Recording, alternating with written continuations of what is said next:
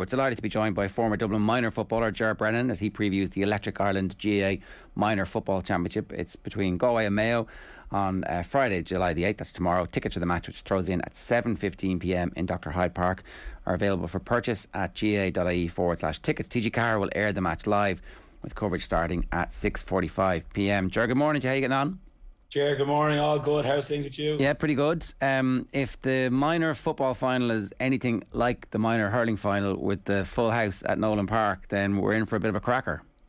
I think it is going to be close to a full house. There seems to be huge interest in these minor games, and I'm just thinking back to 2003, Ger, we lost out to Laois. We bet them in Leinster, and the Leinster final, they drew us in the All-Ireland final in Croke Park. And the replay was 2 weeks later in a packed out Dr. Cullen Park in Carlow. And I remember the atmosphere was unbelievable with the tight ground and the pitch and everything else. And I think we've seen that in Nolan Park between Offaly and Tip in the minor hurling final. And no doubt we're going to get the same again. Mayo are great supporters, as we know. And it's been a long time since probably Galway were pushing on to try and win an All-Ireland at any grade. So I think it's going to be well packed, well attended. It is funny, isn't it? Because there was definitely a group who were like, you're taken away from the minors by not having them before the All-Ireland final. And actually, it doesn't really at all. It turns it into its own thing, and it makes it special for the counties who are involved, and it probably makes it cheaper to bring families. And so therefore, free from the connection to the third Sunday in September or the first Sunday in September, it's actually better. Yeah, there's probably a couple of schools of thought on it, Ger. There's probably traditionalists who would love to see the game being played in Croke Park for the senior final. The experience that brings as a young guy to tie it in Croke Park, it's obviously second to none.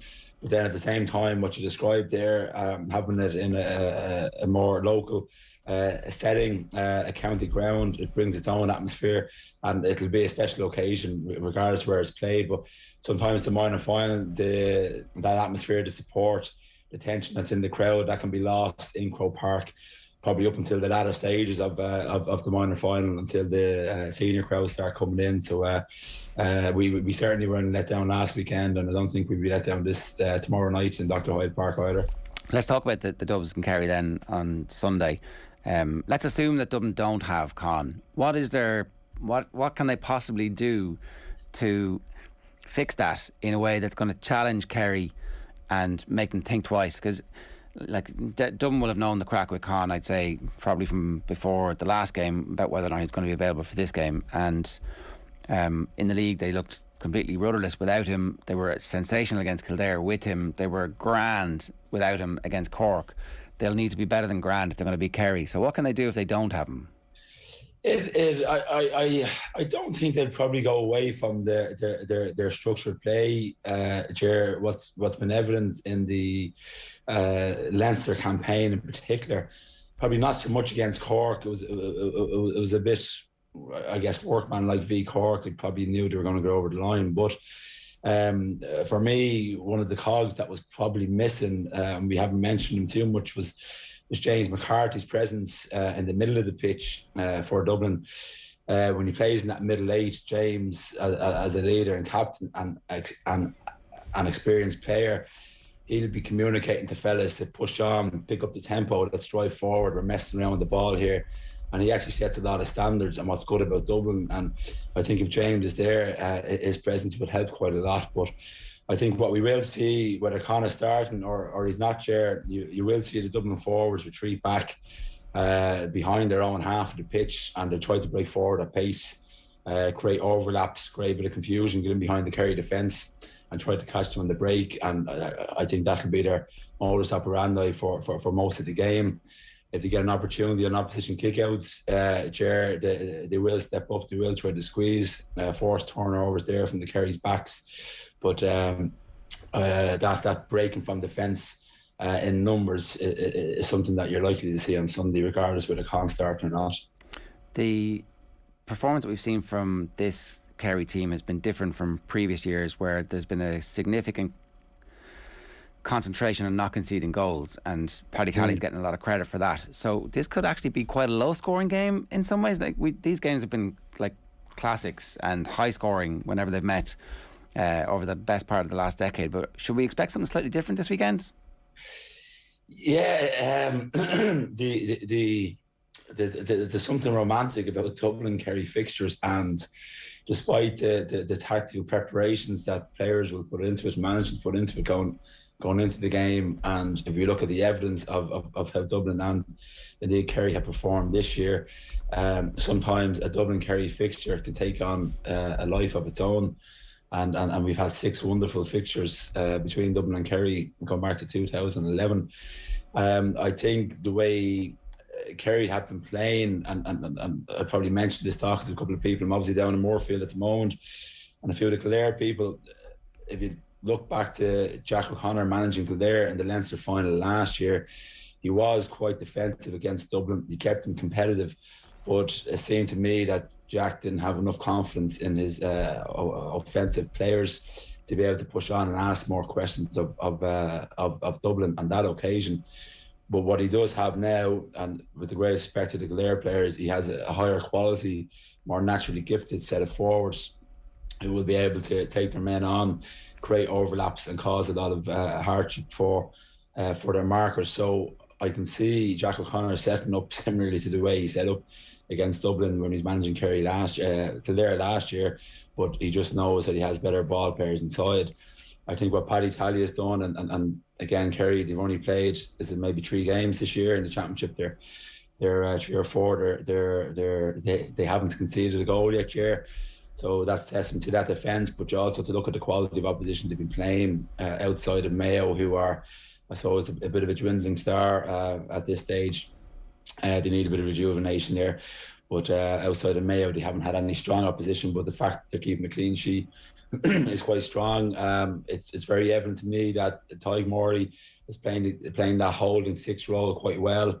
He's very comfortable dropping back, giving his full back line a bit of help, but he doesn't tend to venture too often beyond his own half of the field, and he is that bit of an anchor in the Kerry defence, and he's allowing the rest of the guys to take off up the field. And you've seen, I think the Kerry's full back line contributed 4 points from play against Mayo in the last round. So I think we'll see something like that again the weekend. Obviously, Ger, you're saying like the Cork game, they kind of knew they were going to get over the line, but like, was there not like that first half when Cork scored at relative will at times against Dublin? I thought Dublin defensively didn't look that sharp at all. Like, is that a concern for you? What do you make of the Dublin defence?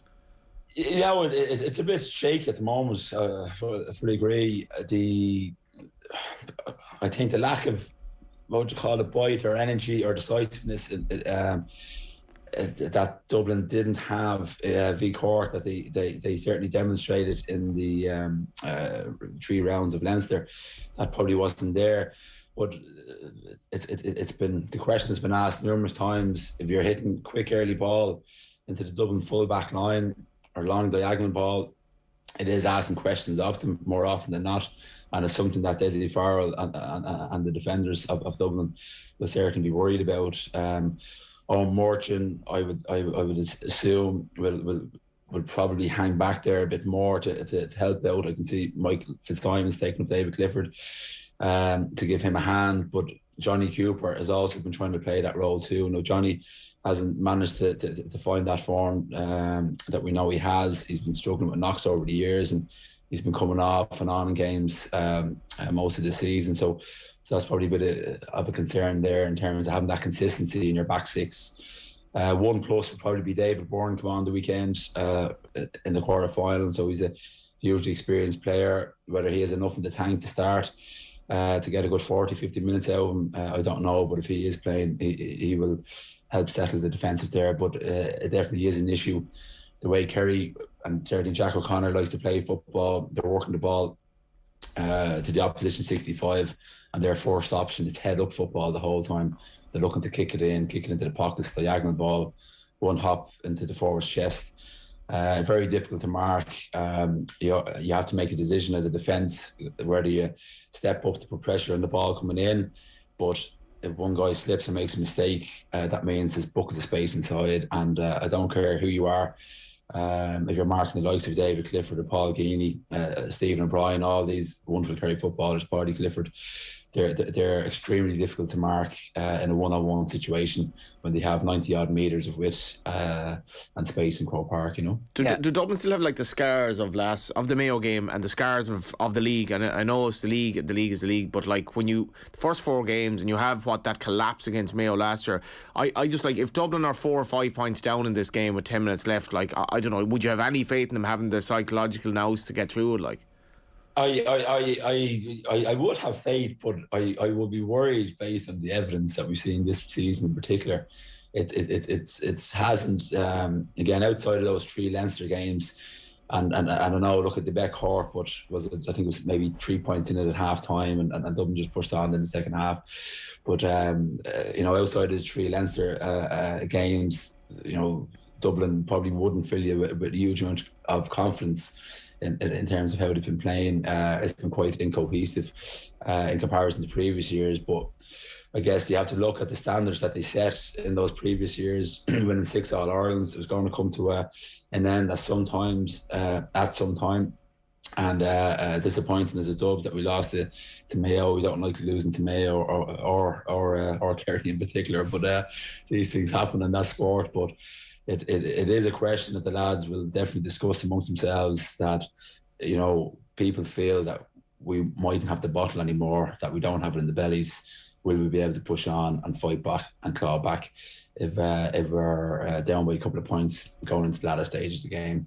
I think if Con doesn't play, and I know we touched on it briefly beforehand, we're at a huge deficit going into the match, and I think it probably will be too much for us to be able to get over the line, because the quality of bench that Dublin have at the moment is wouldn't be as superior as the Kerry bench in my view at this stage. Certainly from a forwards perspective, there will be a bit of depth there. Let's assume James McCarthy starts. That means somebody's dropping out. Is it straight like for like? Does he go in midfield and Tom Lahiff drops out, or is it one of the defenders? And then all of a sudden you could have Johnny Cooper in reserve. You could have David Byrne in reserve as well. So if somebody is getting a roasting in that first half from one of those luxuriously talented forwards that Kerry have, you can make a change.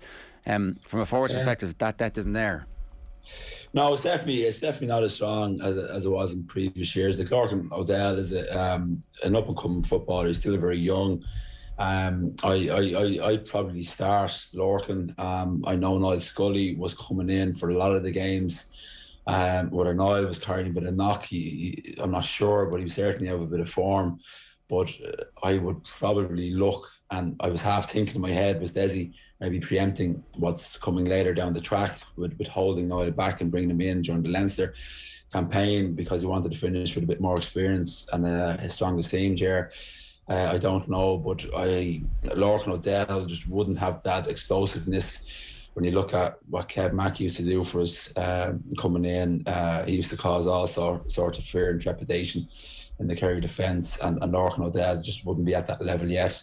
Will he get there? I don't know, but it is a huge, what you call it, a huge weakness, but it is certainly a chink in Dublin's armour at the moment, despite Desi's best efforts to try to blood players. The quality of player that we have been blessed to see come through Dublin over the last 10, 15 years, that conveyor belt isn't there in terms of out and out natural talents. The work, the effort and the commitment and the dedication of guys is certainly there in trying to push on and represent Dublin at senior level, but that natural quality is something that you do need as well, and at the moment we don't have it there.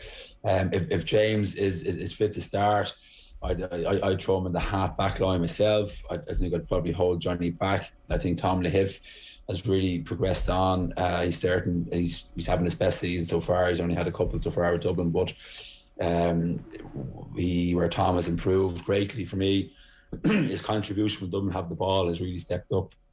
I felt as a middle late player, predominantly him playing midfield or wing forward sometimes, the game was passing a bit when Dublin had the ball. He was working very hard off it, doing very well defensively, but now he's added that bit of offensive link man play, taking a couple of scores himself, and he has that youthfulness and that bit of fitness as well, which it'd be disappointing for him if he was to miss out. I think the midfield battle. I think it'll be a great battle because David Moran seems to have pretty good himself. Yeah. He's playing some great stuff, and I know Jack O'Connor mentioned in his post-game interview the last day, they had kind of had David tagged for maybe 3/4 of the game, and they pulled him out to keep things fresh in the engine room. But Moran pushed on, and he was playing like to go to 35 at this stage. He was playing like a 25-year-old. Yeah. In there. So and Darren O'Connor, I've seen him up close with the colleges, and he's really impressive. I like him, and there's a lovely bit of bite in him as well. So I think it'd be a nice midfield battle, whether it's a James in there with Fenton, but more than likely Tom Lahiff in there with Fenton against those two lads. So all right, Ger, enjoy the game of the weekend. Thanks a million for joining us this morning. Cheers. Cheers, lads. God bless. Bye bye.